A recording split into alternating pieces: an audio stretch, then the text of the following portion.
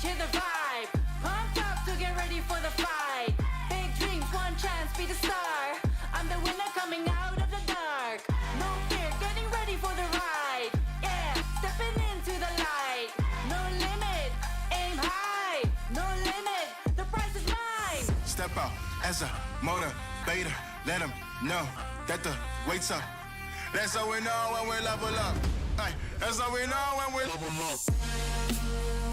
Level up. All we know about is level up. Are we ready not to level up? You know we fall and we get up. Level up. All we know about is level up. Are we ready not to level up? It's time, get up. Back against the wall, still I'm standing tall. Know about the ball, I got my fan with me. All we know is ball to empty out the mouths. The chosen one they call, I take my fan with me. Know about it if you tell, know you're breaking codes. What your credibility and all fall like dominoes. Can you really take a stance? All I wanna know. Need me real ones when it's time to go. Stepping in, elevator. Listen to all the haters. That's all we know when we level up. Yeah, that's all we know when we level up. Level up. All we know about is level up. Are we ready not to level up? You know we fall and we get up. Level up. All we know about is level up. Are we ready not to level up? It's time, get up. I found out I'm not alone.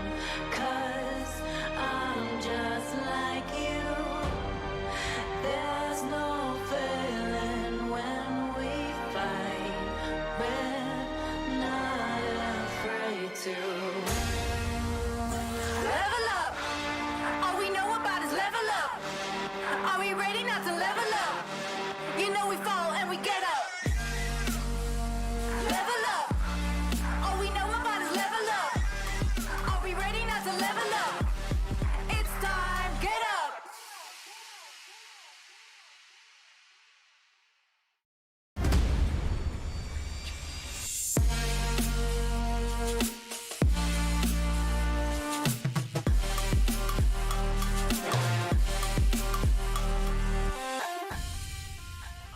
Hello, everyone. Welcome to the ESL Mobile Open Finals. I'm Inverum, joined by Firum, and we're back once again for Asphalt 9 Legends. Another season is coming to a close, and now it's time to do, frankly, my favorite bit, Firum, and that's to crown ourselves some champions.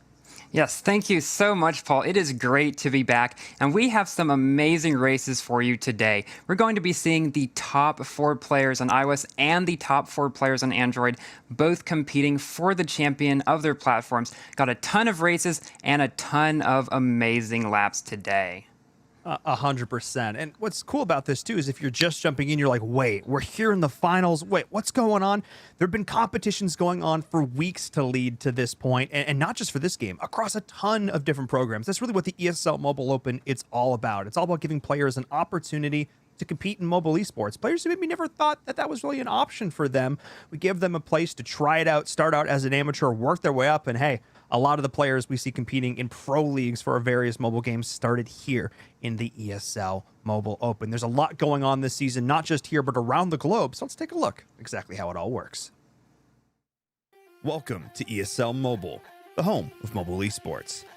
ESL Mobile is a global program designed to give you an opportunity to compete in your favorite mobile games, featuring multiple game titles, taking place in 3 regions, and offering 2 levels of competition. There's something here for everyone. ESL Mobile Open is the gateway to competitive play, free to join and open to any resident of our supported regions. This is the best way for you to enjoy the thrill of victory and take your shot at winning cash prizes. Each season of Mobile Open will consist of 2 ladders, and the top competitors from each will qualify for the Mobile Open play-ins.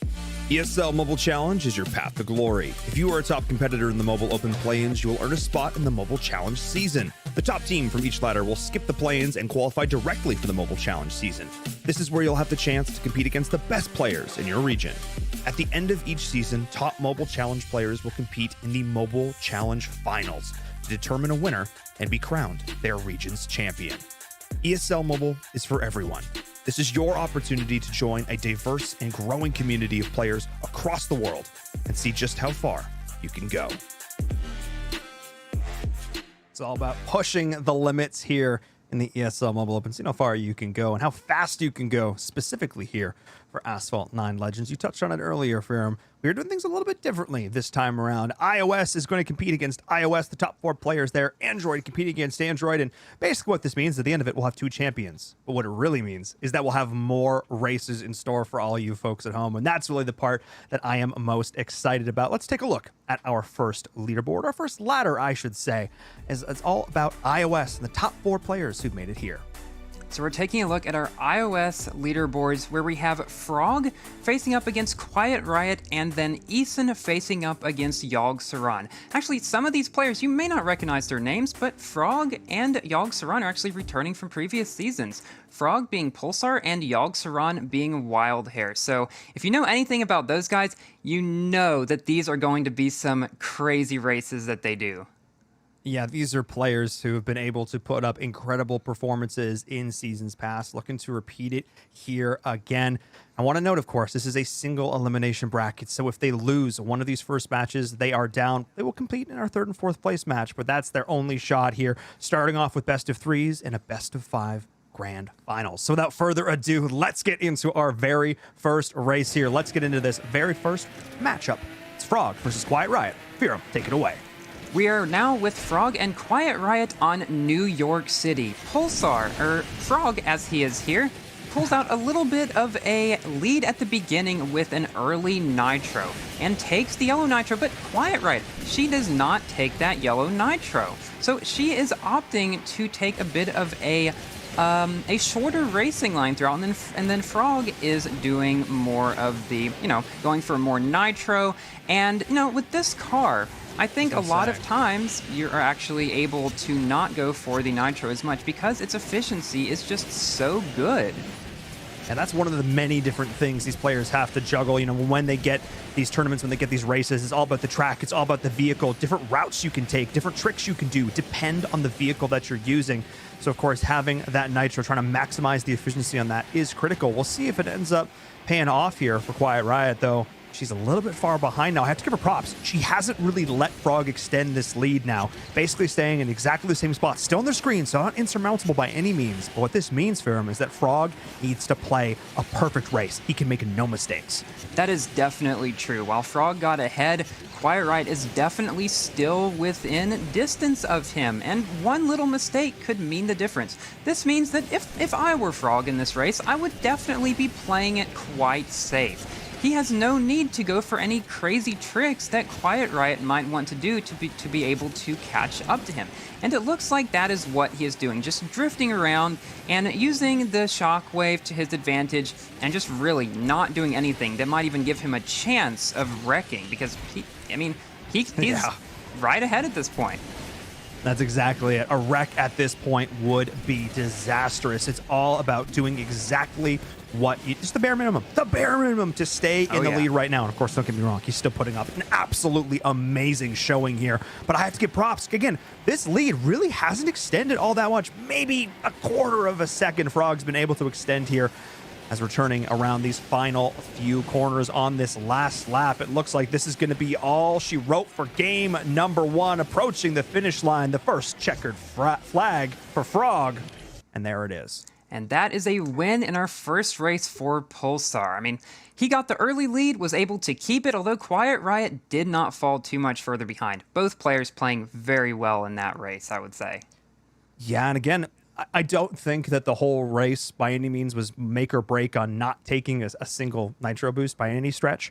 Sure. But it's still interesting to see just how those sort of subtleties occur. And what's great about it is over the last few weeks, you've actually been showing us some side-by-side breakdowns, some run comparisons, and just goes to show how the tiniest change to a run, the tiniest decision that a player makes, or the tiniest mistake can cost them big time, because when you're dealing in tenths or hundreds of a seconds, every little bit counts. Let's get into race number 2, though. Let's not keep anybody waiting any longer. Ferrum, let's get into it. So now we're again with Frog and Quiet Riot on Osaka. And again, Pulsar pulls out the early lead with that early Nitro boost. Both of them taking these turns, which is quite easy with this car. So the car that we're using, the Cayman, it's not the fastest thing, but it can get around the turns like almost nothing else. And it looks like Frog and Quiet Riot are taking very similar routes, both going through the middle, taking the short lines. But again, Frog's early Nitro at the beginning really paying off so far. Yeah, continuing to get off to that early lead, and now it comes down to being able to maintain it. That's what this is all about. Quiet Riot still has them in their sights. Frog is blazing a blistering trail, though, continuing once again, just not play this too crazy, just having a good line, not going out anywhere too bizarre. And I have to say, this has been very clean racing for Frog so far. It certainly has been. I mean, we have not seen any kind of even knockdown attempts or anything like that. Frog is just trying to get that early lead, maintain it, and he is doing absolutely wonderfully with that, with some crazy 360s right there, heading into the second lap. Although with Quiet Riot being closer to Frog than she was in the very first race, heading again into the twisty parts of the track, where both of them, again, get through without any problem at all. Oh, no issue at all. Just chaining those blue boosts together. Frog still has this lead. And I have to say, though, those 360s, the way they're able to chain them, I'm floored right now. But this is so interesting to me. Quiet Riot has not let Frog extend this lead. This is identical. This could be, we could have just replayed the first lap over and nothing would have changed. Just goes to show Frog being able to take that early lead, that early little bit of aggression that we saw in positioning and posturing is paying dividends right now. Because able to maintain this lead, and unless something dramatic happens here, this is going to be it. Quiet Riot needs to make something happen right here because we're going to be coming up on the end of this race in just a little bit, and this could be a 2-0. That is definitely true, and there is a part toward the end of this race which sometimes can mess up some players. We'll see how Frog does it. Okay, so he goes over to the left this time and is able to take the victory here. Again, he has found that using that early Nitro is the key in this car in particular. Some cars it's not, this car it is, and I think we will continue to see that in his races throughout here. But yeah, he takes the second race and he takes the match. Does indeed, takes match number 1 over Quiet Riot 92. We'll have a chance to see in our third and fourth place match. But who are they going to go up against? Who is going to fall in this next race? Who is going to advance on to our grand finals? That's the question here, Firam.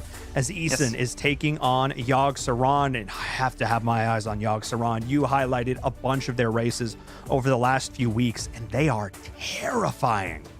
Oh yes, Yogg Saron in the 2 of the 4 qualifiers got the first place on iOS, and he is definitely a force to be reckoned with. Again, wild hair, we've seen him in previous seasons. Same guy, different name, and I really think we are going to see some maybe a bit more aggressive racing from him. That seems to be his style in a lot of the qualifiers, but it does change up a bit going from, events trying to just beat a time to true head-to-head racing. I think that's such an important thing to note here, folks. When the players qualify for this event, they do it as a time trial, just them and the clock. But here now, they're up against another human, and you can wreck each other. You can demo each other. There is the opportunity to bump into one another, maybe cause a little bit of friction. Well, I expect some clean racing here, though. I do expect as we get into match number 2. But hey, nothing is out of the question, Firam. Let's get going. Match number 2, first race, Eason versus Yogg Saron. Electing to take slightly different routes at the beginning. Oh, maybe not so much. They both go for the shortcut at the beginning of this track, drifting around the turn and then shockwaving up the first ramp. But Yogg Saron doing it just that little bit better. It looks like Eason maybe struggling a little bit with his speed getting through the tunnel, although he does not get the barrel either, so he's falling a bit behind. But this is a track with many areas where you could make a mistake, although Yogg Saron, he is just booking it around those turns. Blink and you miss it. Yogg Saron is just out of there. Eason had a slightly line issue at the start of this race. His nose bumped into a wall just a little bit. I think it sort of threw him off just a touch. And Yogg Saron, I said, dangerous. I said, this is terrifying. Those are the terms that come to mind because he is ruthless in how he seeks out these lines. And you can just see the muscle memory kicking in time and again. Yogg-Saron pretty much impeccable. Some of the best racing we've seen here on iOS. Definitely a player to keep an eye on. And I can't even see him from Eason's POV. Yeah, he's like barely on the map up there. That's insane. So now we have to think, okay, is Yogg-Saron, I mean, are they even within a wreck distance? I don't know for sure, but Yogg-Saron, again, going for the slightly risky route at the beginning of the shortcut. Yeah, I think we're going to see Yogg-Saron continue to do some of the more risky plays, maybe just trying to extend that lead just in case he does make a mistake, with Eason maybe trying to do some safer ones and banking on a mistake from Yogg-Saron. But it does not seem to be happening so far. And little things that I'm noticing is Eason's nitro efficiency has just not been quite on par with Yogg-Saron. Oh, yeah. I mean, the way Yogg-Saron, every single time he hits one of these ramps, shockwave, every single time. Eason hasn't been able to do that. He's been so close, but hasn't quite had the full bar, get that shockwave exactly where he needs it. And it's been costing him time and again here, just letting this lead that Yogg-Saron is building for themselves continue to extend. As we round these final few turns here, I don't think there's any chance of Eason catching up. I do not think so either. Yogg-Saron has been perfect pretty much with the shockwave. He hits the wall around the turn, but Eason hits a wall too. But Yogg-Saron goes up the final bar, and oh, was that a wreck by Eason? I think Eason wrecked back there. And so Yogg-Saron is able to easily pick up the first race of the match. That was insane. He was just able to keep that nitro all the way throughout it. And I think, honestly, that was one of the biggest differences between the two players. And Eason, he just wasn't able to keep the nitro and keep the speed up the ramps as well. Yeah, that's one of the things I noticed is it's so rare to look up at the top of the screen and not see a nitro bar that's at least half full for a lot of these players, the way they're able to garner nitro back to back. But I looked up repeatedly and I'm like, is my screen broken?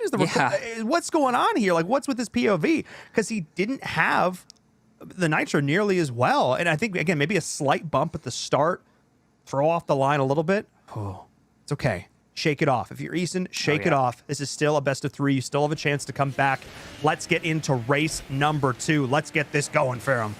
And Eason does pull ahead at the beginning of race 2. I think he used that early nitro trick, and they're taking different routes here. I mean, so Eason takes the faster route through the pyramid, but it doesn't actually pay off for him, as he stumbles a little bit coming out, and Yogg-Saron, while taking a slightly slower route, takes it very well and is able to make it around the turns with his shockwave again. Seems to be his very signature tool, just being able to stay in shockwave all of the time. And we've just seen some amazing racing from him so far. I mean, this is wild. Again, Eason goes up almost to the point of hitting these shockwaves, and that's the difference. Yogg-Saron is just not afraid to just hit the purple every single time, and it's continuing to extend it. The 360s are there as well. I got to give props, though. Eason not quite as far behind as we saw in that last race, but we'll see if he actually makes an adjustment going to this next lap, because you said before, it appeared that Yogg-Saron took the shorter route. However, he came out ahead. How much of that was down to pure execution, or maybe Yogg-Saron's doing it in a way that we maybe haven't seen before? We'll see if Eason makes a change here, or if he's going to continue with the tried and true. And this time it looks like they're both taking the same route. Wow, yes, Eason, after seeing what Yogg-Saron did in the first lap, decides to take the left route.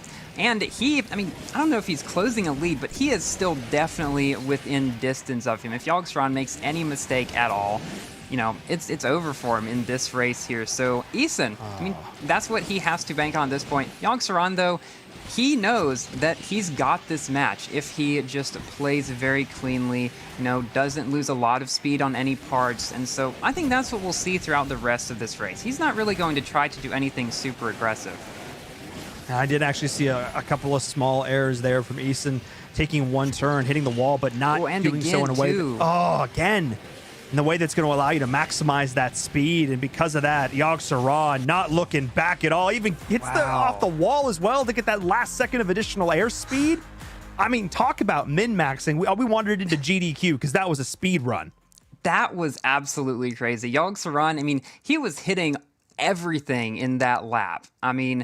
I guess he knew that even taking the left route toward the beginning there, which, is typically known to be a little bit slower, especially in cars like this one, but he executed it perfectly. It is a little bit safer, so he has, I believe, a very good, balance of the two. Plays safe when it really matters, but plays aggressive when it could really help him a lot. And I think even playing a little bit more aggressive than we saw Frog in the first. Frog got that lead, and then again, just the bare minimum, all the right things and nothing more to stay in that lead. Whereas Yogg-Saron, it felt like wasn't hesitating to, hey, if I can pull off this additional speed trick, if I can get that additional 1/10 of a second, I'm going to do it. And hey, that's the kind of mentality that I'm looking for, as somebody who wants to go all the way and become an ESL Mobile Open champion, which works out because I actually got a chance to sit down and talk with Yogg-Saron earlier. Let's take a look at that. Hey, Yogg, thank you so much for joining me. Congratulations on making it once again to the finals here of the ESL Mobile Open. Obviously, not your first time here in this competition. You're a veteran at this point. But what was it like competing in the Mobile Open this season compared to maybe some previous seasons? Well, different car, like, Welcome. It's S-Class car, so it's way different. It has floated drift and better speed, but, the Cayman, it has better handling. It's easy to drive. For sure. Definitely some differences in the specifics of the vehicle itself, which of course is going to affect how you approach every single track. Talk to us a little bit about that. What's your process like? I know for a lot of players, how they set up their route is very important. What's that process like for you, just sitting down and figuring out exactly how you want to approach the run? Well, I have my friend Stein, so I usually practice with him in a lot of races. So he scored a lot of top ones in ESL as well. So he knows the roads. So he helped me a lot. For sure. Having somebody in your corner, a teammate or a friend to help out, has definitely been a consistent trend we've noticed here in the program. Just you racing on the course, but there's a lot of folks behind you that help make it happen. Yeah. And there are a lot of players that are looking to continue to get involved in a game like Asphalt. We saw a lot of new players competing this season. What advice would you give to those new players who are looking to take their game to the next level and really race competitively? Well, one thing is important is nitro management and, stay in the air as long as you can. But, 360s actually, if you can avoid 360s, it's the best one. But sometimes it's very quiet. It's all about those tiny little tricks that add up and really shave those seconds and tenths and hundreds of seconds off your time, because we know how important that is in a competition that is this close. But again, congratulations on making it here to this point in the tournament. Any final shout outs before you say goodbye? Well, thank you, Stanex, and thank you all for watching and playing Asphalt 9. Love to hear it. Thanks to all the fans out there watching for sure. Congratulations on making it to this point, and best of luck in the races. Thank you. And you heard it there. It's all about the little things. And after watching those races back, I kind of understand what he's talking about there. And look, I know looking at this next bracket, going to this race for third and fourth place, Firam, both that's going to be on the minds of both of these racers coming into this. It's all about doing the small things well. Leave it all on the line now. This is a third place match. You got nothing to lose. Oh yes, I really think this is going to be a close one too. And I really think this is the time where we might see some more of those risky plays too, because, Quiet Riot and Eason both played relatively safely in those races, but, now they're racing each other. We'll have to see how that dynamic changes things here. Look, a little bit more prize money in your pocket. I want to get on that podium. Let's go. Let's go. Let's get into it here. Quiet Riot 92. Eason starting things off. And whoa, okay. My. Starting things off well. Eason, I think, didn't hit that barrel exactly like you planned to. And Quiet Riot, whoop, alley-oop right over the top. Yeah, Quiet Riot just landed right on top of him, which I think slowed Eason down a bit, and Quiet Riot is just, again, with that shockwave, Eason struggling a little bit with the nitro management, perhaps, and they are coming into a section of Shanghai, which may trip up some players. However, in this car, they do it pretty well. Eason, though, again, hitting the sides a bit. Yeah. I mean, Quiet Riot is just extending her lead by a good bit through here, although Eason, again, not too far behind, but maybe having a little bit of trouble with that nitro.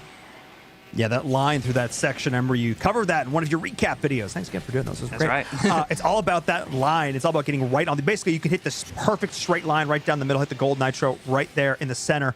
It's definitely something these players keep an eye on. It's all about getting those sick drifts around these corners as well. And Quiet Riot doing it pretty much to perfection, straight into the shockwave. Eason will follow suit, but Quiet Riot has been able to maintain the lead. Doesn't get the perfect 360. Whoa. Okay. That was a crazy physics thing. What happened there? I have no idea, but Quiet Riot is able to pull it out. I think they quickly figured out what was happening. If they hadn't have pressed brake in midair, they might have landed on their top and it could have been GG there. But Eason is catching up a bit. He's able to keep that full bar of nitro throughout, taking those short racing lines. We'll have to see what happens when going through this tight section on the second lap.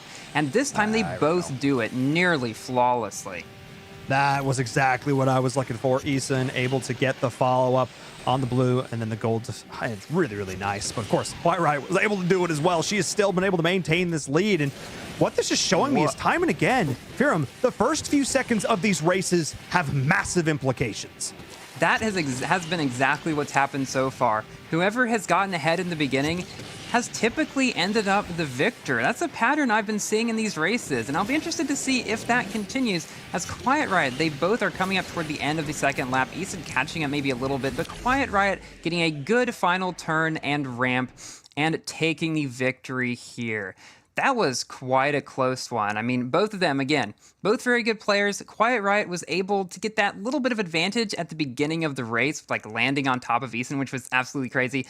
And it lasted throughout the rest of the race. I would say both players were given just a teeny bit of a gift. The fact that Eason didn't get wrecked as the car landed may have still had the invulnerability. I don't know. It came down to the wire, maybe just how they landed. And then Quiet Riot not wrecking, sort of hitting into the roof, the turnstile, whatever that was there, hit the brake correctly, was able to land on all 4 tires. And both players able to overcome some adversity there, but Quiet Riot still taking game number 1. Let's get into race number 2, though. Let's see who will be crowned our 3rd place finisher. It all comes down to this. Who can take this early lead? Race number 2 on Mountain Pulse, the same track as we saw in some of the qualifiers. So both of these players should be quite familiar with it. Again, Quiet Riot taking a bit of an early lead, but Eason right behind her. I mean, just a few car lengths away. There's a few different things that you could do on this track. Quiet Riot electing to take the 360s so that she has enough nitro to shockwave up this ramp, but Eason not letting her get away in the slightest. I mean, it's right on her tail. Yeah, Quiet Riot had a better line right off the rip, was able to force Eason out just a little bit, though, but Eason gets a lot closer to the ground. They've actually been able to make up a little bit there, because sometimes going high in the air, as much as we talk about airspeed, isn't always necessarily what you want to be doing, Firam. That is 100% true. If you go way too high on a ramp, you can lose a lot more speed than if you go below. So typically, you try to go toward the middle of the ramp on a lot of them, and that will give you the best speed. And it looks like that's what Quiet Riot's been doing. Will they try the thing in the tunnel? Okay, Eason does, and he succeeds. He succeeds with the shortcut in the tunnel. Quiet Riot not taking it because she's ahead and doesn't need to, but Eason taking it because he's behind and wants to do everything he can to catch up. I think both of them played that part very well, did exactly what they should have done. Eason hit a pretty good line with it, but the way he was sort of thrown around in the air a bit did end up missing the gold nitro, which was a little bit unfortunate. We've seen some of the absolute best players be able to hit that wall bounce trick and then come back right on where they need to be, but still, props to both these players. Quiet Riot doing this a little bit different, not opting for the 360, misses both blues as well, so isn't going to have necessarily the same level of nitro hitting into that ramp, so opting to go a little bit safer now that they have the lead. But Eason full bar right behind. What can they do to Ooh, he tried to go for that first ramp but missed it. Did hit the second ramp though, and does a 360. That might have been accidental. We don't really know, but Quiet Riot taking the ramps pretty much perfectly. Eason, let's see. I bet you Quiet Riot's going to not take the shortcut, and Eason might do it again, if what I'm seeing is correct. Let's see if that's right. Yeah, Quiet Riot doesn't do it. Eason does. Let's see if he does it a little bit better this time. Yes, he is able to. Oh, no! Oh, no, he still missed the yellow nitro. That's going to cost him coming toward the end here. Ah, so unfortunate. And Quiet Riot just playing it exactly how she should. Gets out to that early lead and doesn't let it go. Absolutely solid racing there from Quiet Riot 92. Eason, so close. So many small moments there where things just could have gone a little bit different. A couple of maybe miscalculations, some tiny errors. And at this level of competition, Firam, you have to be perfect. Yes, you really do. And you have to be willing to take those risks when it matters most. Eason did do it in that race, but Quiet Riot wins 2 races and therefore wins the 3rd place match. It does indeed, and I have to say, if that's what's in store for us in just the 3rd place match, this grand finals, it's going to be absolutely wild. We're going to head to a short break. When we come back, we are going to crown our champion for the iOS leaderboard. So don't go anywhere.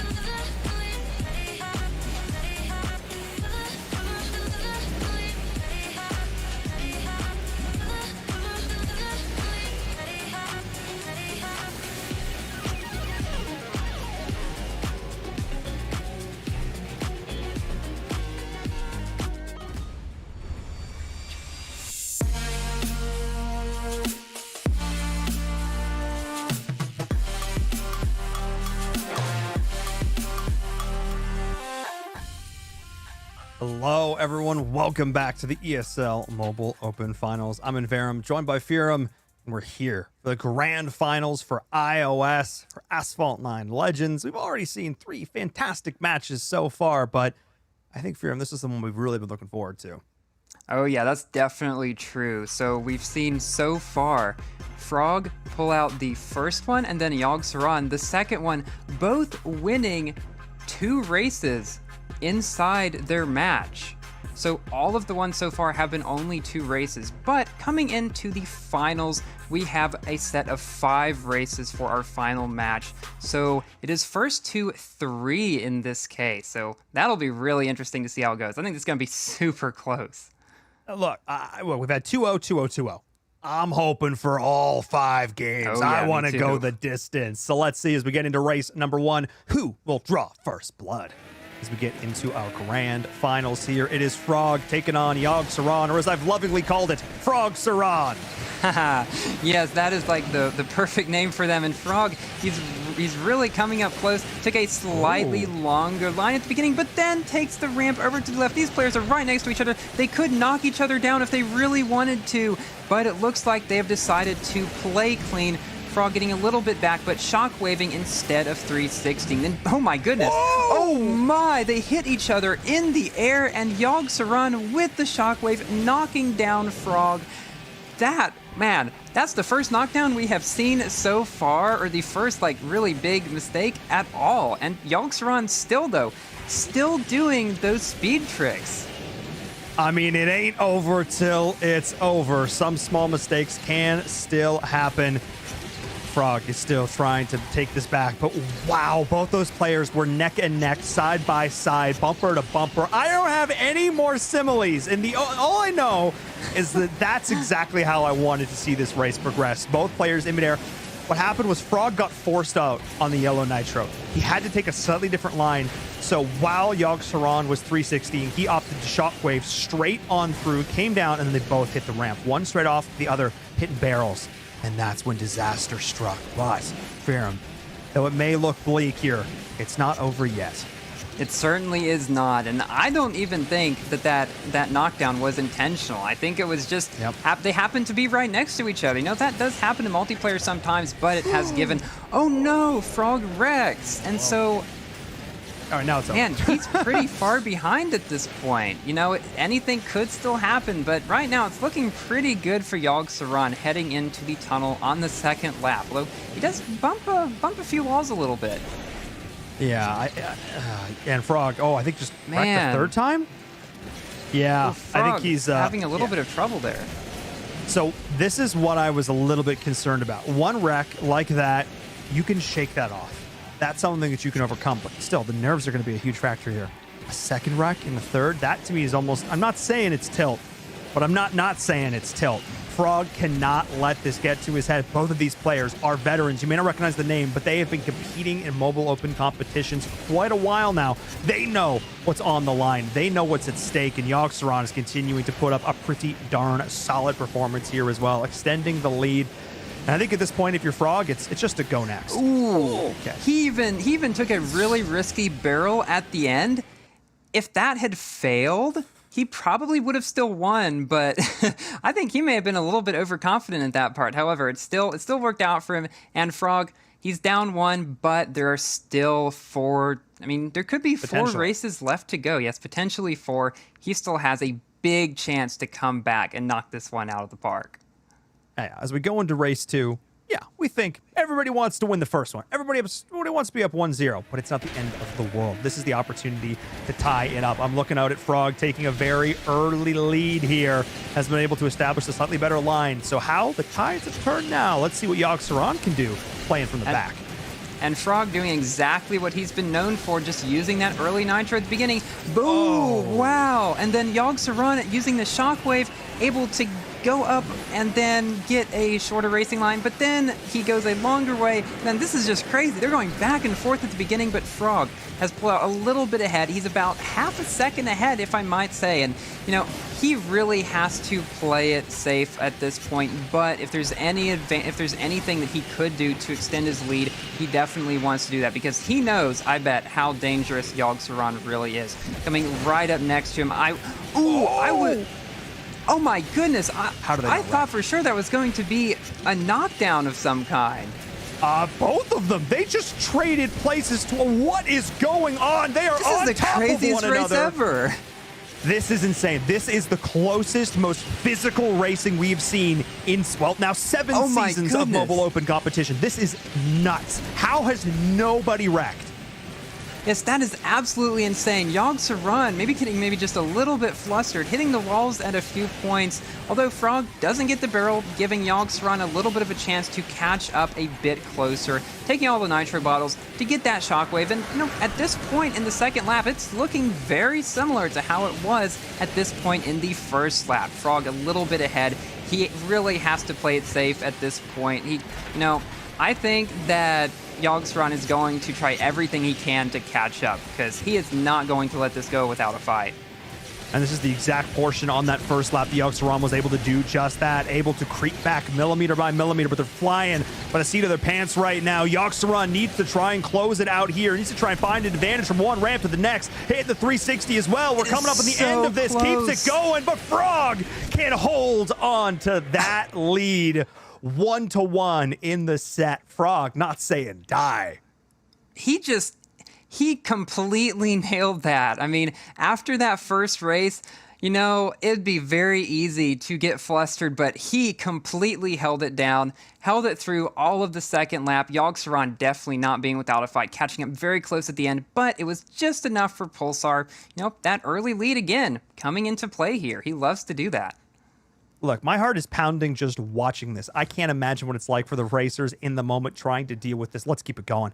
Let's get into race number 3. Let's keep the adrenaline high. Let's keep the hype train rolling. Frog, Yogg-Saron, who can take that lead? And Frog does it. Wow, he again gets ahead at the beginning. It is currently 1-1, so this race won't decide it. If either of them wins this race, the other one still has a chance to come back. We could very easily come down to 5 total races here as Frog again takes a slightly different route, takes an early lead. They both shockwave up here to get some airspeed and are able to go up this next ramp without much of a problem. But Frog, you know, he knows that if he wins this race, he only has to win one more, and he's got it. And Yogg-Saron knows that too, so he has got to play a bit more risky, I think. Yeah, we're sort of seeing that. Yogg-Saron weaving in some interesting 360s, trying to maximize the nitro as much as possible, but Frog has just been able to play just a smidge cleaner. And you can see just that airspeed both these players are getting. They are rocketing around these corners. Really nice play. It seems like Yogg-Saron tends to favor these 360s a little bit more. Ooh, and he gets onto a long route. Yeah, you think that's intentional? I don't think so. I think he was aiming for the ramp but missed it, and now Frog is several seconds ahead. Man, this is absolutely crazy. So now Frog really, you know, he has to be careful. Yogg-Saron probably feeling, you know, a little bit maybe bummed out about that, but, you know, no matter what happens in this race, there's still going to be more, and either of them could still win. Frog, though, playing extremely consistently in here, and he is not letting Yogg-Saron gain any ground on him at all. I mean, Frog has already wrecked multiple times over the course of this series so far, so you cannot get complacent even for a second, because the second you do, that race will slip right out from underneath you. As I say this, though, Frog is looking to be in a relatively good spot. Yogg-Saron's been able to close the gap just a smidge here, but still, Frog has a sizable lead at this point, looking to go up 2-1 in this set. Despite I'll say it, disastrous game number 1, Frog has been able to rally, has been able to recover, keep the mental game in check, and is going fast. Yes, we are really seeing quite the comeback here. Yogg-Saron able to get the ramp that he wanted to on the first lap. He gets it on the second lap, and as they come to the finish line, there's not really much more he can do though, and Frog comes in to take the victory in this third match. So now we are up 2-1 Frog. He's won two in a row after, yeah, as you said, quite a disastrous first race for him. But he's really come back, and we'll see if he can do it for a third time or if Yogg-Saron will fight tooth and nail in this fourth race here. I mean, we're on match point now. Tooth and nail. That's what it needs to be as we get into race number 4. Yogg-Saron needs to leave it all on the table. Take us to race number 5 or leave in second place. Let's see what happens as Frog once again takes this early lead. Can Frog keep it? That is the question. Yes, because Yogg-Saron is not letting him get very far ahead at all, and then passes him on the rim, gets a slightly lower barrel, which in this case was definitely to his advantage, does not 360. Oh, but then Frog, he uses a speed trick, so he goes up a bump on the wall to gain some airspeed. Not much, but it is, you know, it could make a big difference in the overall scope of the race. It's all the little things just coming together. But here, Yogg-Saron just a bit ahead.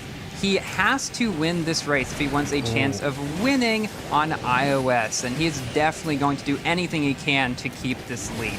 I would not be surprised if they get close to each other again, if we see some kind of knockdowns, because this is really coming down to the wire. It is indeed. Frog, I think, has been able to close that gap ever so slightly as we're heading into lap number 2. Yogg-Saron just needs to try and hold on to this lead that he's garnered for himself off the back of a fantastic pass and a slightly better line. 360s coming in from both players. They're all just trying to take the advantage. A little bit later shockwave from Frog, but still can't seem to close the gap. Yogg-Saron, by an inch, is still ahead, but it's anyone's game. Once again, the shockwave to come through, but maybe one too many 360s there. I felt his speed start to dip. Yeah, I felt that too, and he has definitely closed the gap though. Pulsar, the one who played safe before, is now using more speed tricks than Yogg Saron is. I mean, he knows that it is extremely important, so I definitely can see that closing the gap and then taking a much tighter inside, and it is completely coming down at the end. No! And then, he goes a bit too far to the left, wrecking on the rocks, giving Yogg Saron the victory in this one. But you know what this means? We get our 5th race. It is now 2-2. Pulsar could have won that, but Yogg Saron was right behind him. Maybe even bumped him a bit. He passed him. He took this sick line. He came off the right side of the ramp, hit the barrel, was able to cut closer back in. Yogg Saron was going for more of the straight line. He gets the shockwave up. He passes him. He's just off this ramp, and the top of his car just a little bit of paint just on the side of the cliff face, and it was enough to send him tumbling. As we got our wish. Just enough. Game number 5. Race number 5 in our match point here for the grand finals. Let's go. Let's get into it. The winner of this next race will be crowned our iOS champion here for the ESL Mobile Open Spring 2021. Fearum, let's get after it. Because this is the final race of the iOS finals. Frog. So they decide to take different routes. Don't know if that was completely intentional. He may have tried to land on Yogg Saron, but he comes out a little bit ahead. So Yogg Saron is... so what happened there was Yogg Saron tried to 360 to get some more... Oh my goodness. He flies out of the track. Frog narrowly avoided a knockdown by being in Shockwave, and that's honestly why he's ahead at this point. And then Yogg Saron falling out of the track, being a little bit behind. And all that Frog has to do now, keep the lead, not make any mistakes, and he's got it. I mean, it ain't over till it's over. We've seen some ridiculous things happen so far, but it felt to me that both players were looking for the knockdown. They started this race off aggressive. This whole series has been pretty darn physical, and I felt it there. I think Yogg Saron was actually forced onto it. I don't think that was intentional to start this race, forced out onto the center street. He literally was like, it's hit a wall or go right, because Frog is there right at my side. Let's see. We'll see here in just a few seconds, depending on what route Yogg takes. And yeah, that was not intentional in that first lap. So that says so much about the amount of pressure that Frog has been able to exhibit onto Yogg Saron over the course of this race. Oh yeah, you have to know what to do when the line that you were intending to take becomes impossible. Being pushed out or anything else that could have happened, you have to have a contingency plan. You have to have another route that you can do on the track. And he's been able to do it, but not really being able to make too much ground on Frog, who is coming up to the final big turn of the race, having a very clean just race overall. And this is going to be an absolutely insane comeback. I mean, Frog wrecked 3 times in the opening race. How much of that was just, it's over, whatever, who knows. But after an insane comeback, a crazy series of wins, almost winning in race number 4, letting it slip through his fingers, said, no, not for this last one. I will do whatever it takes to win. And when he did, becoming our iOS champion here for the ESL Mobile Open. Congratulations to Frog. Absolutely stellar gameplay. And I would say, Fearum, definitely the most physical race or series we've seen yet. Oh yes, for sure. They were just battling back and forth there. We saw some knockdowns. I do not think they were intentional, but they definitely helped determine the outside. Yeah, they may have been a little bit intentional. Maybe a little bit in there. Let's look back. We'll see. They were looking for it for sure. For sure. I think it was definitely on their minds as we look back at some of the highlights, Fearum, because there were definitely a lot of wrecks in this series. There certainly were, because at this part of the very first race, Frog, he's forced to go off to the left, hits Yogg Saron in mid-air, and Yogg Saron had Shockwave, causing him to get knocked down, and then wrecks on the second lap of the race again. And, you know, the first race, it seemed like it was all over for him. Then Yogg Saron taking the crazy little trick at the end, And then coming into the second lap, we saw another real battle. These were some of the closest races, all of them, of the entire season, with some just incredible turns, incredible speed, and incredibly close parts where I thought for sure somebody was going to get knocked down there. How are they still standing? Just absolute insanity. And I think what's crazy is just like how they're both like weaving back and forth on the tracks. It's like we're showing a beautiful tapestry of speed from both of these players. And in the end, Frog, through just finding order in chaos, being able to thread that needle just a little bit better, was able to barely eke out a victory over Yogg Saron here. A couple of teeny mistakes, a couple of slight outplays, and a lot of grit and a lot of tenacity. I think those are really the hallmarks here of our iOS champion. And then coming up to the heartbreaking moment of the fourth race where Frog just goes a little bit too far to the left, and that is what brought it down to our final race. And he was thinking at this point, I'm not going to let this slip away from me. I've come so far, I can't let this go. And that is exactly what he did. He did not let Yogg Saron get much ahead at all. Tried to land on him right here, I'm pretty sure. Takes a slightly shorter route. And yeah, then Yogg Saron 360s loses a bit of speed there.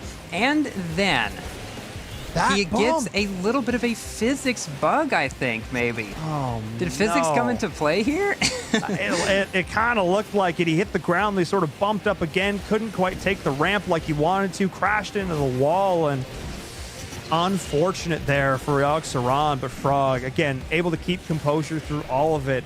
And coming out our champion after 5 hard-fought races. But let's be real. I have to give all the props in the world to Yogg Saron because that could have gone either way. I have an interview with our champion, with Frog. Let's take a look. Hey, Frog, congratulations. You are our iOS Mobile Open champion for Asphalt 9 Legends. Congratulations.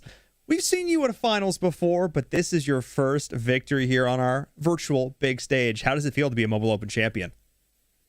It feels pretty nice, I would say. It's been a while, of course, since I've been in a competition to this scale.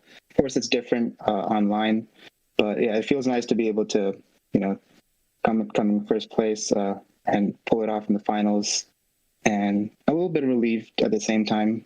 Yeah. I can't say that I blame you. Certainly going up against some really tough competition here in the Mobile Open. Was there ever a time in any of these races where you thought, uh-oh, I might not be winning this thing? I definitely, like, the very first race of the final battle, I just lost it at the very beginning of the race, and that's when I realized that I was up against some pretty tough competition. It was going to be hard to catch up, being 1-0 down.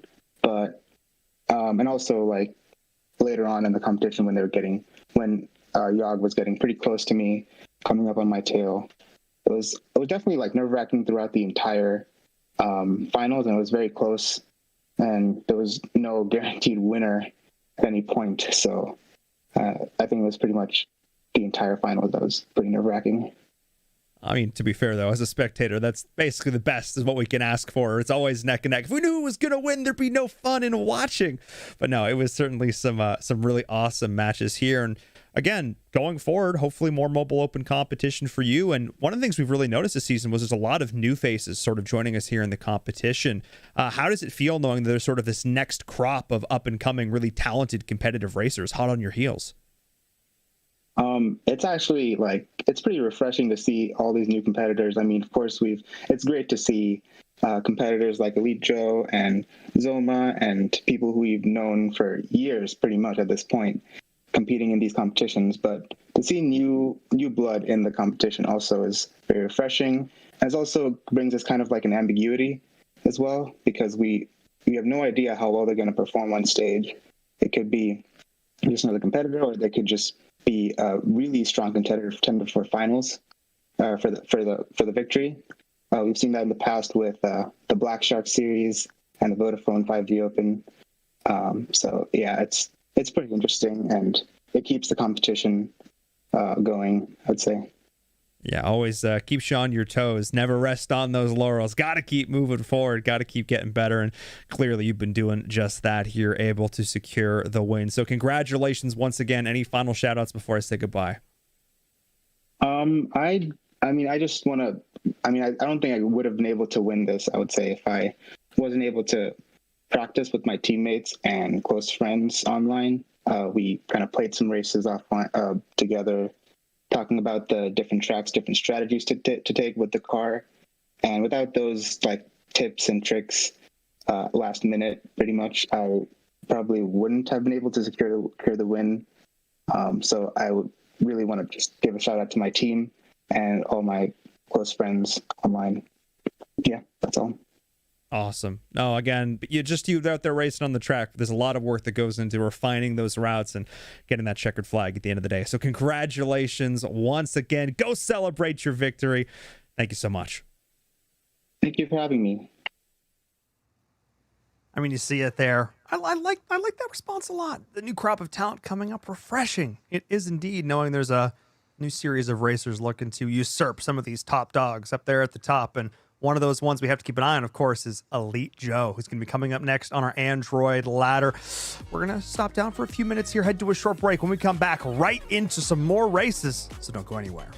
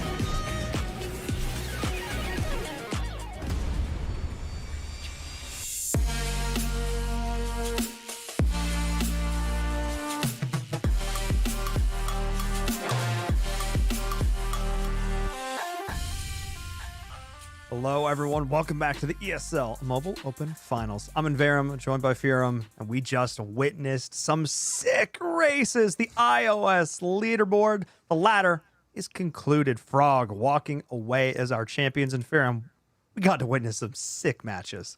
Yes, for sure. The first three went 2-0, but the final round was absolutely insane, with Frog and Yogg-Saron trading blows all the way through, but Frog pulling out the victory in that one and being crowned our iOS champion.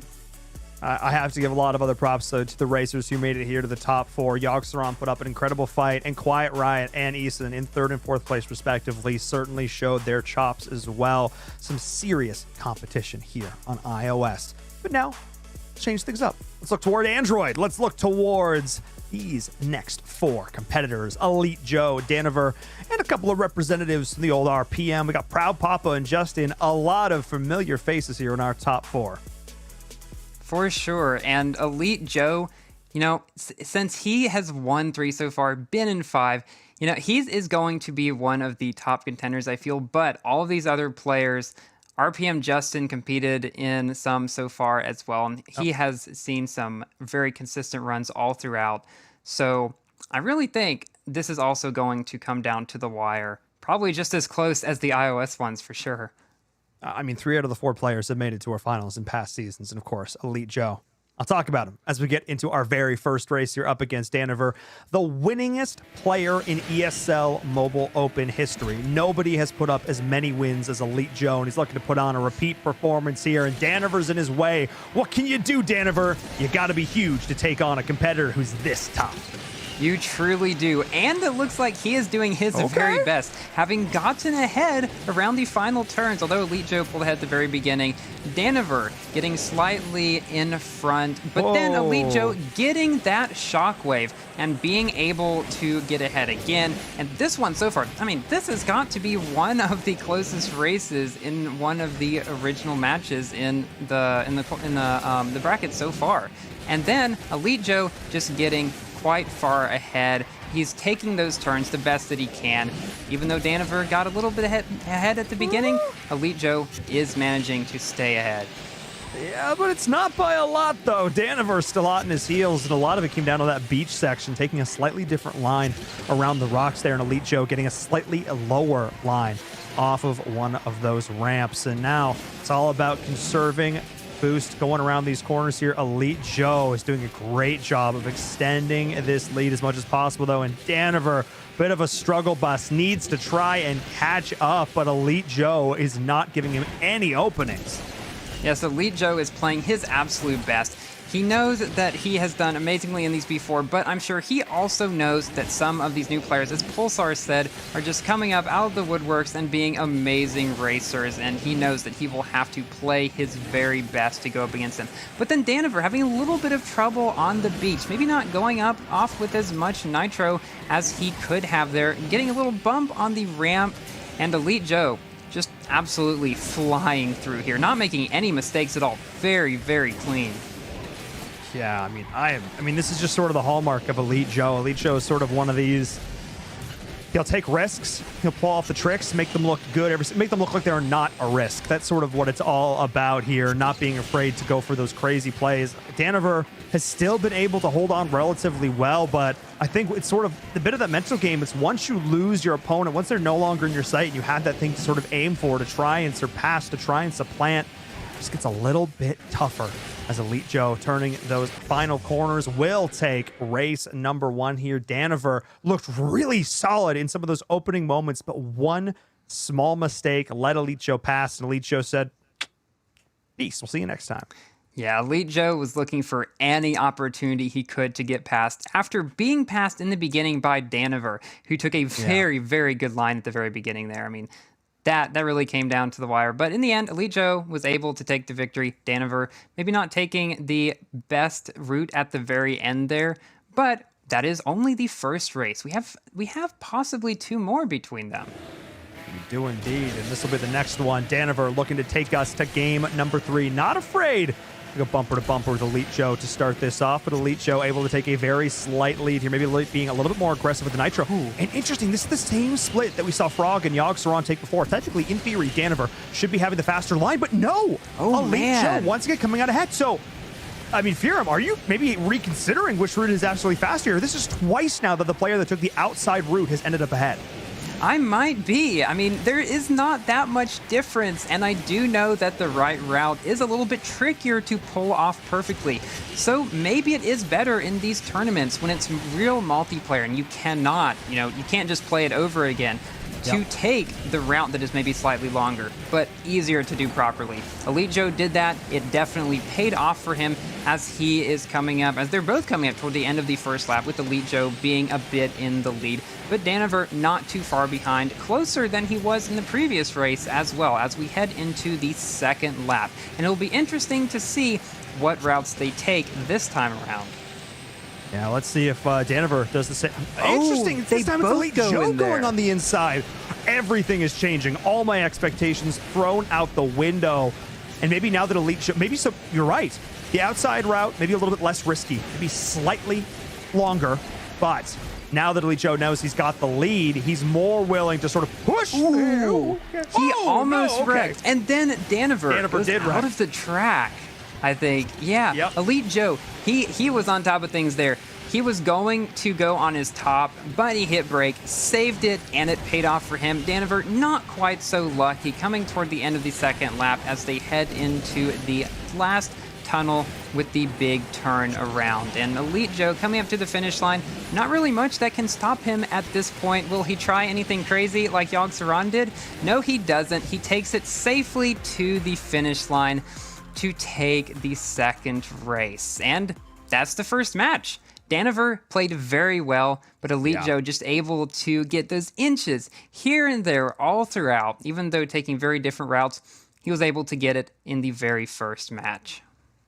Yeah, I have to say, I mean, a couple moments there where players maybe could have made even bigger mistakes than we saw. Props to both of them for keeping it under control. Let's take a look at our leaderboard, though. As Elite Joe is going to be advancing on to our finals. Daniver still has another shot for that podium with a third place matchup. Who will they go against, though? Bit of a clan takedown here, a club takedown, as RPM, Proud Papa, and Justin are going to be going toe-to-toe. And this is one I've been particularly excited for because both of these players are incredibly solid. We know how good these are. They are veterans in their own right. And, of course, part of RPM, which is one of the more well-known clubs in Asphalt 9 Legends. So let's not wait any longer. Let's go. Fear 'em. Race number 2. Race number 1. Match number 2. Here we go. Let's go. The RPM battle. I was looking forward to this the whole way through. And we see Justin getting a little bit ahead at the very beginning. Let's see how they take the turns and the Nitro versus the iOS people. And they do take both the yellow Nitro. Proud Papa taking a shorter line, almost catching up to RPM Justin, but they take slightly different routes there. He goes for the Nitro, whereas Justin goes for the ramp on the side. And it looks like both ways were nearly identical, as they are really just bumper to bumper and almost a wreck there in the middle. This is absolutely crazy. This is one of probably the more difficult tracks, and Proud Papa, he just flies by.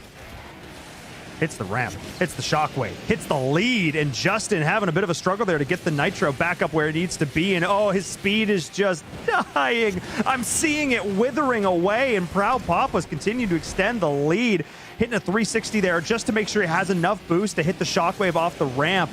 And this is absolutely massive now as Justin's having a bit of a struggle in midair as well. Both these players, it's not the cleanest racing we ever seen, but I guess it's getting the job done. Definitely so. And Proud Papa, there's a wreck in first place. And then RPM Justin takes the lead. I think Proud Papa was trying to go to the right, but got caught up on the little difference between the tracks there. And unfortunately, it caused him to wreck. And we see our first, real big upset. Well, maybe some of those ones with Frog and Yog Saran were pretty close, but this one... going from first place to second just like that. I mean, blanking, you missed it. And that's why we talk about the idea of perfection with these races. And that's what we keep talking about. Players who are more willing to take the riskier strats, because that's what it can entail. You can have the best race the entire time, but if you stumble right before that finish line, it is all for naught. And just like that, Proud Papa in second place, watching this game number 1 slip away. Props to Justin, again, behind for a lot of this race, didn't let it get to his head, because that's the possibility that is looming over the head of every single player. The potential to wreck, just like Proud Papa was did right there. Oh my goodness, two wheels, too fine. All right, Justin takes me number 1. And Justin holds it through the whole way. I wonder what he was thinking when he was behind. I bet he was thinking, I just got to continue to play my best. Something could happen, And it did. It paid off for him in the end. Proud Papa, though, driving extremely well. Just that little, not even really a giant mistake on his part, the track. And unfortunately, did not turn out so well for him here. I mean, despite the speedometer, this is a game of inches and not miles as we get into game number 2. I want everybody to appreciate the depth and nuance of that comparison. Anyway, let's get into it here. Justin, able to take that first race. What can they do now? Race number 2. Proud Papa's off to an early lead, but I expect nothing. It is not over till it's over. It is certainly not. Proud Papa definitely taking the early lead. He wants to get ahead at the beginning, maybe frazzle Justin a little bit. If you get ahead at the beginning, you might have a bit of a psychological advantage over your competitor just being in the lead. And he knows that he has to maintain it now if he wants to have a chance of moving on to the final rounds. But if Justin is able to catch up and take this one, he takes the match. But Proud Papa definitely not giving him any room. They are both seeming to be very good with the nitro efficiency, and we are just seeing some very clean racing here. Yeah, I'm really impressed. Proud Papa has looked incredibly clean so far. Getting close to some of these walls, not losing any particular speed. We saw Justin wall ride a little bit earlier on to try and maintain it a little bit better around some of these corners, but Proud Papa's been able to do a great job with some of this nitro efficiency, bouncing off the top of these ramps. Look at a shockwave, Justin doing it just a touch sooner, but that's lap number 1 in the books, but no significant lead by any means. Proud Papa still very much within striking distance. And lap number 2, we're coming into it with RPM Justin still on the heels of Proud Papa. Anything could happen at this point. He is probably hoping for something similar that happened in the first race, because that's kind of what it's looking like at this point. And then Proud Papa, though, not giving up that lead at all. I'm sure he is being extra careful to not run into a problem on the track like that. And one thing I've noticed, he is drifting a little bit more than Justin has. Justin has done a bit more of the perfect nitro around the turns. Proud Papa electing to drift and then shockwave on some more of them than I might expect, but it is paying off for him so far as we're coming up toward the end of the second lap here. And Proud Papa not looking back, got that early lead and is continuing to just put up a solid performance here. I mean, I can't understate how clean this race has looked. No slight issues, no slight errors, no problems, no loss of speed, all perfection from start to finish, which means for the first time in one of these semifinal matches, we're going to an ace race. That we are. And one thing I noticed was that Proud Papa took a safer line at the end there to guarantee that victory. That's something extremely cool that you can do in order to get there. Yeah, he sidestepped that additional set of ramps. A lot of players have bounced from ramp to ramp, but instead he sort of just circumnavigated it, kept on a cleaner line. Well, not even necessarily a cleaner line, but one that would have less possibility of destruction. And destruction is very likely to happen here in this final race. As both players, we've seen how physical they can get on iOS. Let's see if Android will live up to it here as we get into race number 3, do or die. Who will advance on to our grand finals? Whose hope for being an ESL Mobile Open champion will continue to survive? And starting things off, it's Proud Papa with an early lead.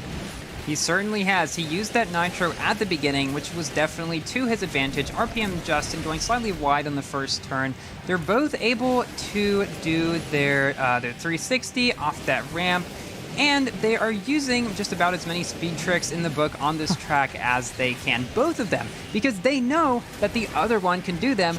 And since there is not much difference between them, they both have to, or Proud Papa really risks getting past at this point.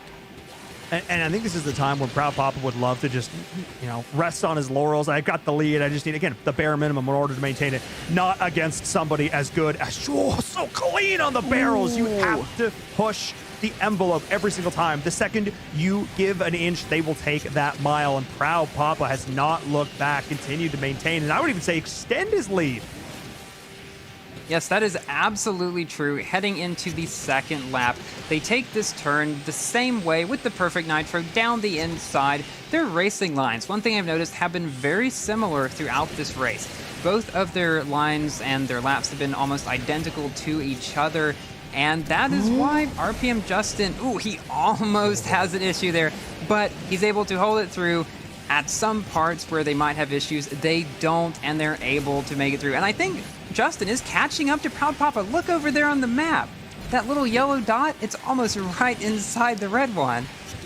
Yeah, Justin Oppen going to the wall to try and change up the line. He is right behind Proud Papa, barely maintaining this lead. We're on the second lap here. It all comes down to this. Can Justin pass him? It all comes down to these final few moments of the race. Looking for these additional lines. The shockwave comes through. Proud Papa continuing to maintain the lead. Goes high off the ramp. Looking to close this one out. Fear, but it's going to come down to the wire. It all comes down to this.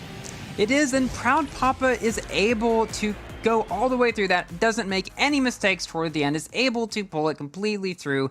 And although Justin played extremely well, caught up to him throughout that race, but it was not quite enough, and Proud Papa takes this match. Absolutely great races from both of them.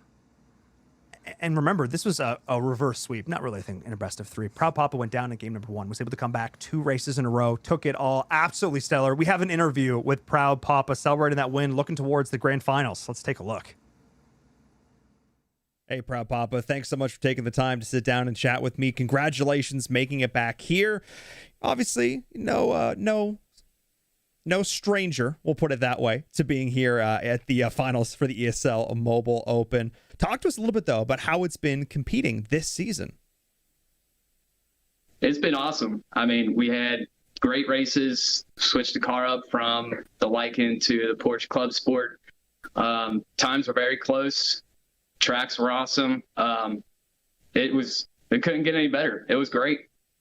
Yeah, the competition every single season just seems like it keeps leveling up and up. And I think in part, a lot of that's due to the fact we have a lot of new racers, coming in and sort of challenging some of you veterans, some of the old guards. How is it seeing a lot of these new faces rising up through the ranks? It's awesome. I mean, the more people that play, the better it is. I mean, you can train, you can just play for fun. I don't train specifically on specific tracks or anything. I just open it, enjoy the game, and play. Ended up being good at it. But the new people, that's great. I love seeing new names on the leaderboard. It's exciting, makes it more, pressure on us to do better. It's great. That was sort of implied there, this idea that you can never rest on your laurels with a game that's decided by tenths or hundredths of a second.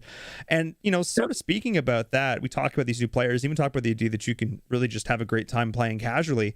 If there are folks at home who are watching this who want to get more involved in competitive Asphalt, how would you recommend they go about improving at the game? There's career mode. You can do that, and you can practice on any tracks, basically with any car. Multiplayer's a really great way of getting better, because then you're also inputting the other live players into it, and that'll be more challenging on you. That'll improve your skills. For sure. It's always a great idea to sort of practice how you end up playing, going up against some head-to-head competition, feeling solid. But I have to say, quick interview here. Wanted to get your thoughts, and thanks so much for chatting with me, and best of luck in the races. Hey, thank you very much. It was great. Thanks for having me. All smiles for Proud Papa after match number 1, and why not? I should go on match number 2, I should say. As you're going into our grand finals, let's take a look at our bracket. The reason I'm thinking that's because we still have another match to play for him. Of course, that is our 3rd place match with Daniver and Justin, who are going to be going toe to toe. And then we get to witness the battle between Proud Papa and Elite Joe. That is going to be epic. Both of these races are going to be epic. Android has certainly delivered so far.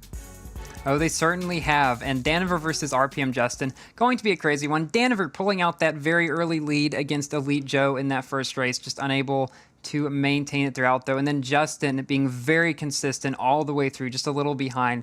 Both very good players. And I think this one is going to be close as well. I'm definitely looking forward to seeing more of the same here.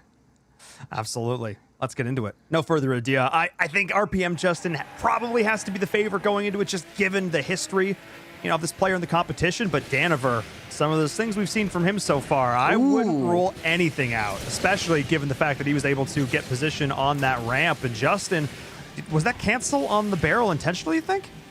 I don't think so. I think he went a bit too high, touched the wall, wasn't able to get the barrel, and then also Justin didn't go up the barrel at the very beginning, and Daniver did, giving him a very early lead. And then, whoa, what was that? He went the wrong way on the barrel? I don't know how that happened. But then Justin takes a cleaner line through the two big buildings there. Whenever I go through that part, it's tough. That is one of the toughest parts on this track to do cleanly. Justin hits the bus, but didn't really slow him down, and he is right behind Proud Papa, not going to let him get away, and closing in.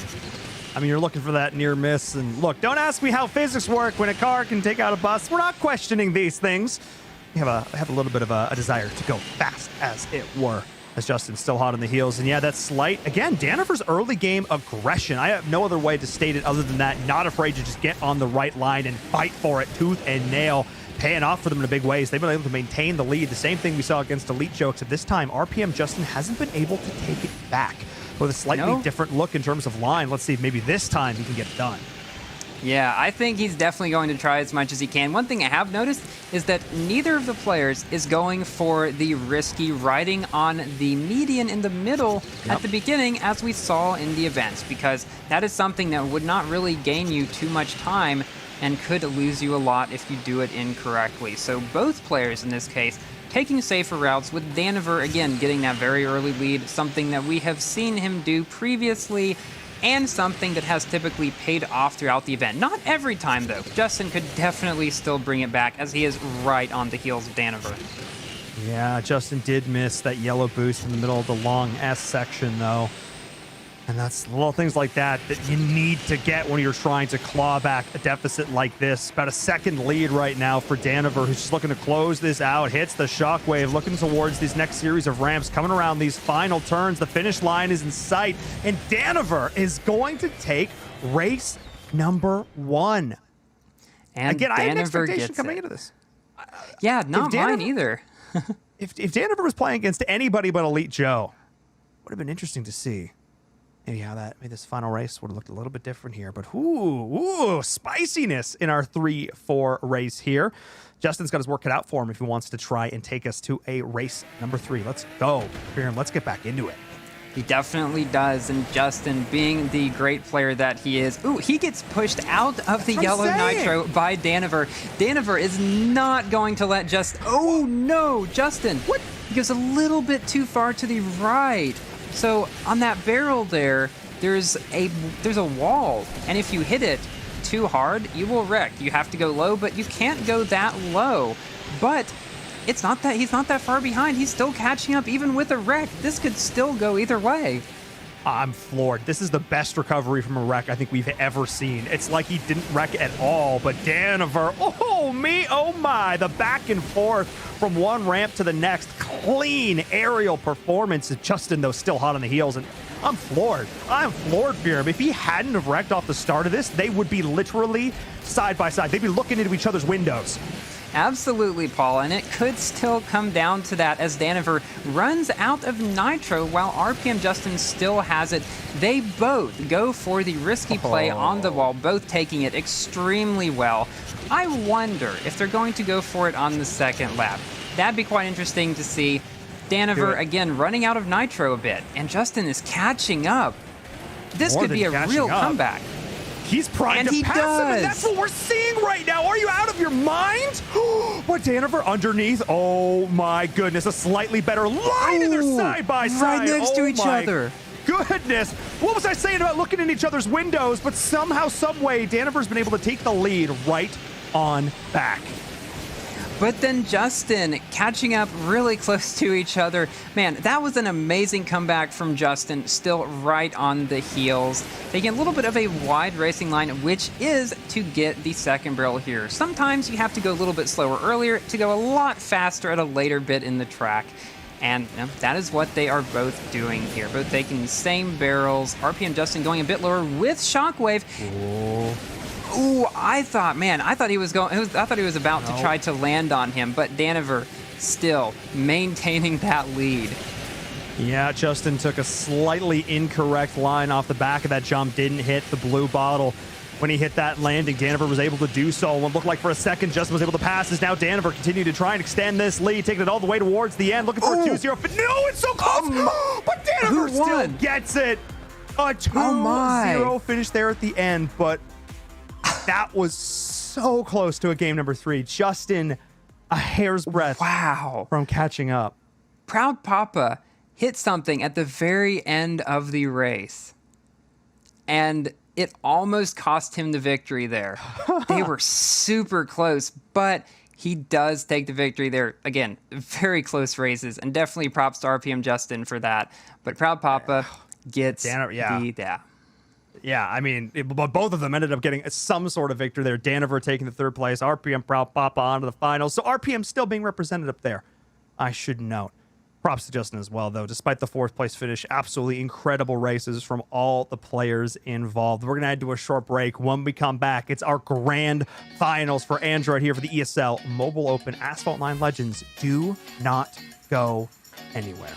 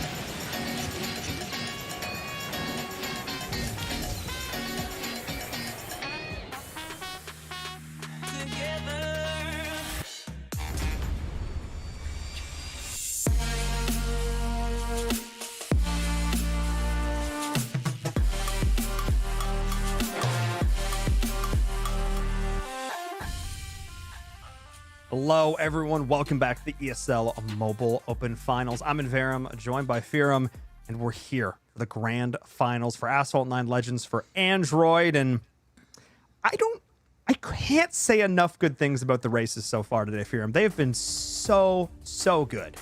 They certainly have. I mean, back with iOS and now on Android, all the races have been absolutely amazing. We've seen our 3rd place match, and now all that is left is the finals for Android. Elite Joe, longtime veteran, going against RPM Proud Papa, who definitely did some amazing racing against RPM Justin there. I think Elite Joe might be the favorite of a lot, but I would definitely not underestimate RPM Proud Papa in the slightest. Absolutely not. And as we get into our first race here, I want to talk about how both of these players they've been able to get here. It's come down to Combination of clean lines, solid tricks, and consistency of execution. Both players have shown they can do that. Both players have shown they can go toe-to-toe, neck and neck, and it's all going to come down to who can just be a little bit bigger here today. And neither of them is really, neither of them is letting the other one gain much ground, but then Proud Papa hits a truck. Those darn trucks, right? Elite Joe able to take the lead because of that. An early lead, which RP and Proud Papa has usually gotten, but not quite so in this one. We're again on Nevada, which has some pretty crazy tricks that you can do in the tunnel here. Elite Joe does, Proud Papa does not decide to as much. I think that, you know, he knows that this isn't the end. If he loses this one, it's going on. And so that's why I don't think we usually see quite as much kind of aggressive racing in some of the first few of the final rounds. Of course, I want to remind everybody at home, this is a best of 5, which means it's the first 3 wins. They've got a little more flexibility, a little more race to work with. As we see in Proud Papa attempting to get back some of this lead, but I'm definitely noticing what you're mentioning as well. It doesn't seem like Proud Papa is going for nearly as many of these risky maneuvers, where it seems like every small bump in the road, Elite Joe is trying to bump into, trying to get that little bit of additional airspeed, trying to maximize the time. It's like he's in a time trial himself right now, and basically running with his OG strategy. He was really the first one. Get that early lead and never look back. For sure. I remember seeing that in previous seasons. He's doing it again today. And I really think what you said about playing it kind of like just a time trial. I feel like that's how he plays a lot of these races. Just almost pretending the other player isn't there, because that can help with the nerves, and that means he can get him in the right mindset to just do the best that he can, and maybe take a few more tricks than might be good in some cases. However, in this case, completely working out for him, as he is still in the lead coming up to the twisty parts of this track. And it's funny that we mentioned that, because he even opted not to do some of those tricks in the tunnels there that we saw in lap number 1. Instead, he'd actually take more of a similar route to what Proud Papa was in fact doing. But look at the way he takes these turns. He does not drift more or less than he needs to, down to the millisecond. The muscle memory on these controls, the ability to take these turns, absolutely flawless. We're heading into the last few seconds of this race. Elite Joe is going to take it in style. And again, I've talked to Elite Joe, a lot over the last few years. He's been in a lot of these competitions, won a few of them. And one of the things he always talks about, Fearum, is how practice is so important. I feel like his practice is really paying off here. Oh, definitely. That's exactly what I was going to say. It looks like he just knows exactly how to take every turn, where to go, what nitro bottles to take, what not to take. He has practiced these every single track, I feel like, over and over again, so that if one comes up in here, he's like, oh, I know how to do that. And then 100%. He does it. He executes it flawlessly. And I think that's really just sort of a hallmark that sheer veteran status. You've seen it before. You've been here before. You know what it's like to race when you're ahead, and you know what it's like to race when you're behind. And again, I like, part of me actually thinks there's less pressure sometimes on the players who are in second place. If you can still see your opponent, you're like, I just have to pass you. I just have to pass you. There's a very clear thing what you need to do next. But when you're out in the lead and you can't necessarily, how far behind are they? How close are they? Like, that's the pressure that's constantly on your shoulders. The pressure not to mess up. We'll see if Proud Papa can do this here as he takes that early lead. As we're into the second race of the final match, best of 5, first to 3 wins, and Proud Papa is taking that early lead. They both take the route, going a little bit too wide though. Proud Papa not getting the barrel, Elite Joe getting it, and so catching up a bit around these turns. And as you said, Elite Joe, he knows how to be in front, he knows how to be behind as well, and now his goal is just to catch up and pass Proud Papa. Proud Papa knows this too though. His goal is to just stay ahead, do anything he can to do that. And they're basically doing exactly the same tricks, exactly the same maneuvers, basically identical in terms of nitro. Wow, this is neck and neck right now. Both of these players, if you were to overlay their feeds, they would be one vehicle right now, creating this ultimate purple car of destruction. As we do see Elite Joe, though, looking to try and maybe do something a little bit different here. We'll go for the 360 to try and gather just a little bit more nitro, and is trying to close this gap, and it is so close. And Proud Papa is still just that little bit ahead heading into the second lap. Right now, they're almost at the same place as they were in the first lap. But then Elite Joe takes the turn a little bit closer to the inside. Proud Papa almost wrecks on the barrel, but again is able to save it. And Elite Joe pulls ahead just a little bit, but not more than a few car lengths difference. Both of them taking the high barrels, Proud Papa getting more of them so he can keep a bit more nitro. But coming into the tunnel, I mean, they're doing almost exactly the same things, Paul. That's exactly what I was saying in the first lap. Nearly identical. Ooh, going for 360, though, to try and get some... more boost and Proud into this Papa next jump. passes. Absolutely solid, but Elite Joe is forcing him into the wall. You pass me and I'll put you in the ground. That's what Elite Joe's all about, the killer instinct. No clean racing here. You give him that opportunity, he will go for the throat and go for the win. Proud Papa almost took it back, and Elite Joe just smacked him down. No, senor. He will have none of it. Yes, that was crazy. Elite Joe, I mean, he did not want to get past at the end. That was completely intentional, and he knew that he could do that and secured that second race, because now he only has to win one more. Proud Papa has to win 3 more. But as we could see, he has driven quite well. He nearly beat Elite Joe at the end there, but Elite Joe just coming in with that knockdown. As we head into our third race. Both players starting things off. Ooh, maybe looking to get a little bit aggro as Elite Joe. Not hesitant to use that nitro right off the bat. Zipping to a pretty significant lead already there. Was able to get a little bit of a better line to start that one off and just accumulate that nitro just a little bit better, getting that boost up and going. But like you said, Proud Papa, that's exactly what they need to do. The reverse sweep. It's all about this. 3 races in a row. Can they get it done? Or will Elite Joe put this away in a 3-0? And Proud Papa we see doing some of those 360s to do the floaty drift around the turns. I don't know how effective that is in a slower car such as this one. And I wonder if that might be one reason why he's fallen a little bit behind. I'm not entirely sure about that, but Elite Joe is in the lead at this point, running a little bit behind on the nitro though.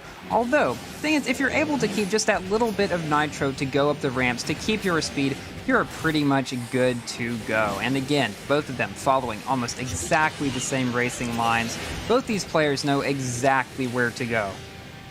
I'm noticing a small thing there, like Elite Joe was able to get the shockwave off, whereas Proud Papa was not able to maintain that for longer as Elite Joe and still basically maintain near identical nitro efficiency. Those small, tiny things, eking out those few kilometers per second more, able to keep that top speed just a little bit longer. It all makes a difference when the players are just this good, and Proud Papa needs to try and claw it back, but this lead hasn't changed since the first 10 seconds of the race. It certainly has not. Elite Joe knows exactly what he's got to do, and he's just going to keep on doing it. We have really seen no major mistakes from Elite Joe so far at all. He's practiced time and time again. He's had plenty of experience in the previous seasons, and as you can see, it's definitely paying off for him. Although, as we can see also, Proud Papa doing some amazing racing as well. Both of them picking up pretty much all of the nitro that they can, and Elite Joe still, though, in the lead here. A slightly different line around this building here. Proud Papa not able to get the yellow boost there, though, so I'm not sure if that actually is gaining him much speed. Was able to hit the shockwave there, though, just a little bit better, but Elite Joe able to do the same, and Elite Joe not looking back, looking clean in race number 3, and looking to just close this one up here in our grand finals for the Android leaderboard. That's gonna be it. The ladder is done and dusted, and once again, Elite Joe is your ESL Mobile Open champion here for the Android platform. Yes, yeah, he has had so much experience, and he brought it back again for his, 4th win? Which is kind of crazy to see, but he completely deserves it. Although, of course, we have to give props to all of the other players who played extremely well. And that second race there, that was heartbreaking at the end almost. I would have been very curious to see what this would have looked like if the RPMs had been swapped in that semifinal, how Danover would have performed up against Proud Papa. I think that would have been very interesting because, again, Proud Papa and Justin, they were neck and neck, but Danover looked solid in our 3rd place match. Maybe could have been a top 3 finish there, but in the end, Elite Joe facing on all comers and 100% earning that number one spot. I don't think you can question that. Let's take a look back at these 3 races, Firam. They were nail biters. They certainly were. Elite Joe gets an early lead in Nevada, and then Proud Papa is able to, unfortunately, he was trying to get ahead, unfortunately hit the truck, wasn't able to. Elite Joe, they go through the tunnel, taking their speed tricks, both doing very well at them. Nevada, the newest track to come to Asphalt 9, but already very well known by so many of these players. And coming up toward the end of the second lap, taking the final turns just about as well as they possibly can. And Elite Joe goes off this barrel. Now, he is just keeping momentum all the way through to the finish line and finishes the first race in first place. Then entering the second race, we saw Proud Papa go a little bit wide on that turn, allowing Elite Joe to catch up to him. And then coming into the second lap, we see both players just very, very close to each other. Then Elite Joe just taking the inside, able to gain that slight lead there.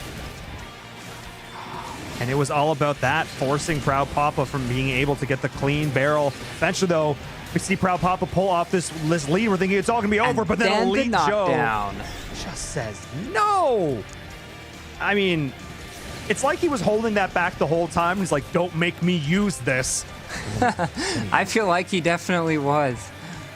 Yeah, as we go into the third race, where we saw Elite Joe again get the early lead, as we've seen time and time again, has been an indicator, and he's able to take shorter racing lines throughout it. Proud Papa, though, not making really many mistakes at all. It's just Elite Joe is doing so many little things just perfectly, and he is able to take the third, and we go 3-0 in the final Android match. Elite Joe takes the championship on Android. Crazy races here, Paul. This has been insane.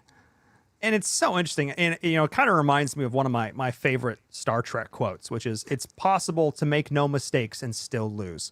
And I feel like that's kind of exemplified here a little bit, because Proud Papa really didn't make many mistakes, a couple of small things, but it was just Elite Joe today just being that little bit better. And I have an interview with the myth, the man, the legend himself, Elite Joe. So let's take a look.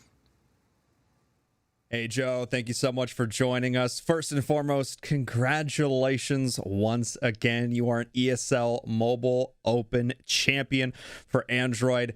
I have to ask, how do you keep doing it season over season? How do you find yourself in the finals? How do you win? Pues la verdad es un largo camino, ¿no? Primero que nada, es complicado, ya que uno tiene que tener pues buen pensamiento en cómo llevar todos los entrenamientos, cómo prepararse, cómo tener la mente clara y certera hacia a lo que voy a hacer y realizar, y obviamente pues ir hacia el triunfo, ¿no? Prepararse ya sea mentalmente y también pues físicamente, ¿no? Estar entrenando mucho todos los días, literalmente. Absolutely, and you've clearly been able to do that season over season. And talk to us a little bit about that, how you've been able to take playing Asphalt, as sort of, competitively as a fan, and you've actually been able to make a career out of this. Tell us more about that. Bueno, pues como temporada tras temporada, como siempre uno preparándose, ya sea cuando sale una nueva temporada, tengo que estar ahí obviamente entrenando con apoyo de mi familia, obviamente, también de mi novia. Aquí pues en mi ciudad, la verdad que tengo mucho apoyo ya de muchas personas. Aquí que yo soy de Navojoa, Sonora, México, que la verdad que me han ayudado bastante, y tras temporada, siempre entrenando. Y aparte también, pues como siempre lo he dicho, estando pues también igualmente en mis estudios, y de igual manera, pues bueno, aparte también sacar un poco de diversión también de esto, porque a mí me encanta, la verdad, estar aquí, y siempre echándole todas las ganas para seguir pues con éxito en todas las competencias y seguir adelante. No sé, yo por mí esto ha sido la verdad un gran cambio, pero a la vez hay que acostumbrarse, y yo voy a seguir aquí, jugando y luchando por conseguir pues más victorias que siguen más adelante, yo lo sé. Well, that's certainly awesome to hear. And speaking of these competitions, we're continuing to see new players, up and coming players, really making a name for themselves here as well. What do you think about this new wave of competition? These new rivals that are on your heels? Pues como siempre lo he dicho, yo sé que siempre hay nuevos jugadores tras temporada, pero siempre uno tiene que estar actualizándose, estarse preparando. Siempre, obviamente, salen cosas nuevas, uno se tiene que actualizar, estar siempre, pues como siempre lo he dicho, pues entrenando día y día. Literalmente yo juego casi todos los días. Pero sí, uno tiene que estar ahí siempre entrenando día a día, viendo cosas nuevas. Pero sí, la verdad que sí está complicado. Cada vez la competencia está más reñida y salen nuevas personas, pero uno siempre con la mente en alto. La verdad que siempre yo he dicho de que la mente es muy importante en esto principalmente. Pero hay que echarle muchas ganas y si en verdad quieres lograrlo, pues hay que luchar por ello y hay que conseguirlo. Well, clearly it's worked out for you here and through many seasons in the past. Thank you so much for joining us, and congratulations once again on another championship. No, no hay de qué, a ustedes por siempre también estar aquí, también siempre con buena administración y todo, y sobre todo, pues aquí ya saben que yo seguiré aquí, seguiré con todos y primero que nada, pues igualmente con toda la gente que siempre me ha estado apoyando, también mis seguidores, que también les mando un saludo a todos y por mí, ya saben, aquí seguiré estando. Big ups there from Elite Show at the end, and me sitting there pretending I speak Spanish. Great stuff, all in all. Fantastic interview there. And yeah, I mean, we talked about it in the races fair, and he talks about it there. For him, it's all about the prep. And I think you can't deny hard work pays off. It certainly does. And that's one thing that we've seen throughout these esports competitions with Asphalt 9. He, in particular, has practiced so much. It's really paid off for him. And I think so many of the other players have also done so much prep. I mean, we heard that before from Frog saying that he'd raced with his teammates, which is a really good way to do it. And just overall, I mean, this season, we've seen some crazy races. We saw some very close finishes in both final matches. And I mean, I just think that this has definitely been one of the best ones so far. I think so too. I think the zero hesitation from players when it comes to just, I need to go for a knockdown here. I need to take my opponent off the board. And again, I say this is a super biased, non-competitive racer, just as a caster, just as a fan. I love it when players aren't afraid to throw a little elbow out there. You know, I grew up watching hockey and stuff, you know, put them into the boards. And that's what we saw here for sure. Players not afraid to have that killer instinct when they knew it could get them the W. And I think that's really what we saw there. The checkered flag ran through, but no, I can't disagree at all. These are definitely some of the best races we've seen yet. They certainly were. And just all throughout there, it's been a blast. And they all played their very best. I can definitely tell you that. And I completely agree with what you said about the knockdowns. You know, when you're in a competition like this and you might as well. You know, because there's a lot on the line there, and Elite Joe did it, I think, at the perfect time. Yeah, I mean, again, it sort of felt like that was, you've activated my trap card, and he had that in the back pocket for when he needed it, and the second Proud Papa put himself in a position. Or I should say, at the end there, gosh, it was just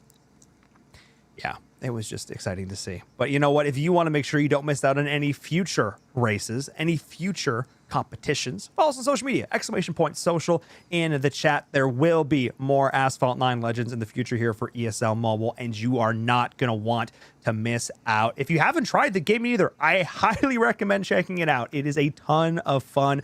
We've done, you know, activations and stuff at events in the past where we had players come up and try it, and it's so fun watching people pick up the phone for the first time and actually race with it. And it's been really, really cool to see different people just grasp it instantly. And that's definitely why it's, I think, probably one of my favorite games to watch as a whole here as part of the ESL Mobile program, because it's just so intuitive to pick up.